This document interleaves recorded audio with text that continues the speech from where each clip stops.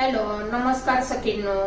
उज्ज्वलाच kitchen कट्ट्यामध्ये आपल्या सर्वांचं मनापासून स्वागत.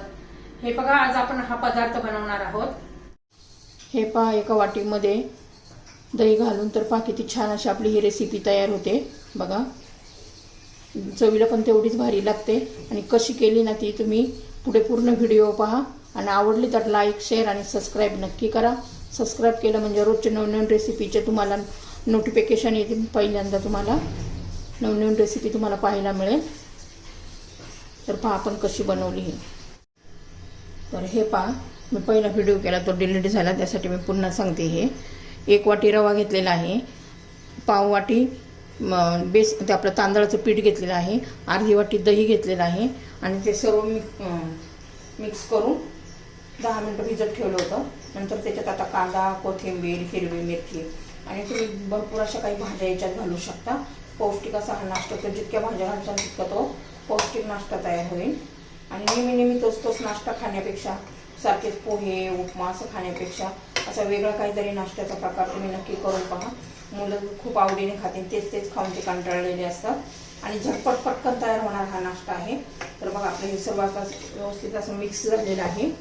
आता आपण याला ना एक तडका देऊया, फोडणी देऊया. तर त्यासाठी मी तेल गरम करण्यासाठी ठेवलेलं आहे.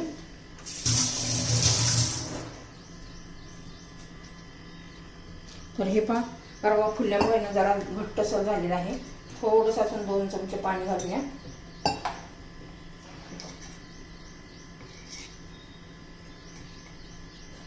खूप असं पातळ पण नाही करायचं आणि खूप घट्ट पण नाही करायचं.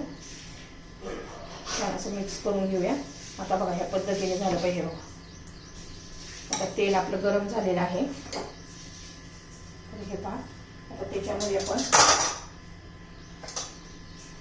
मोहरी घालायची, तडतडू द्यायची, जिरं पण घालायचे.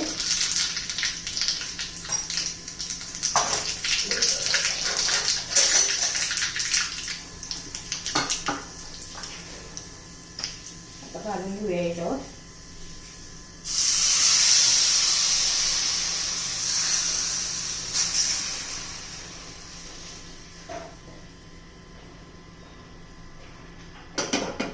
छान मिक्स करायचं आहे. आपण याच्यात काही सोडा वगैरे असं काही घालणार नाही, दही घालायची काही गरज नाहीये.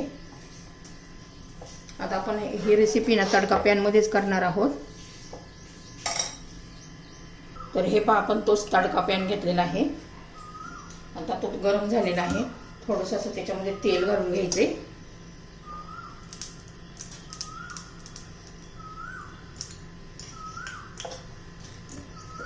थोडेसे असे तीळ घालूया.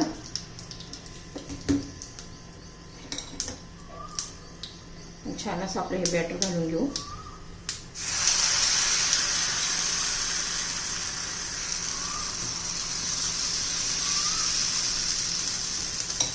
तर हे पापण आहे ना, आता त्याच्यावर झाकण ठेवून देऊ. 1-2 मिनिटं असंच ठेवायचंय. तर पहा, हे 2 ते 3 मिनिटं झालेले आहे. आता काढून घेऊ. बघा, वरचे पूर्ण असं सुकून गेलेलं आहे. आता छान असं काढायचंय.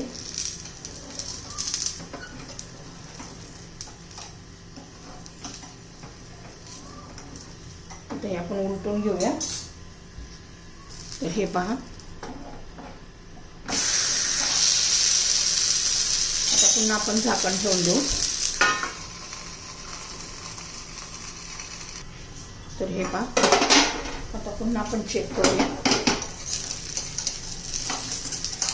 हे पहा, असं पटकन निघतंय. ते छान असं खमंग आपण भाजून घेऊया कुरकुरीत होईपर्यंत. बघा किती छान असं दिसतंय. तेवढंच टेस्टी लागतंय. खोबऱ्याच्या चटणी बरोबर किंवा दह्याबरोबर किंवा टोमॅटो सॉस बरोबर हा नाश्ता पण करू शकतो. आता बाकीचे उरलेले मी सगळे असेच बनवून घेते. तर हे पहा, आपली ही रेसिपी तयार झालेली आहे. किती छान अशी टेस्टी, बघा कुरकुरीत एकदम छान असं. हे बघा कसं कुरकुरीत वाजतंय. वरून असं कुरकुरीत, आतमध्ये एकदम सॉफ्ट असं ही आपली रेसिपी तयार झालेली आहे.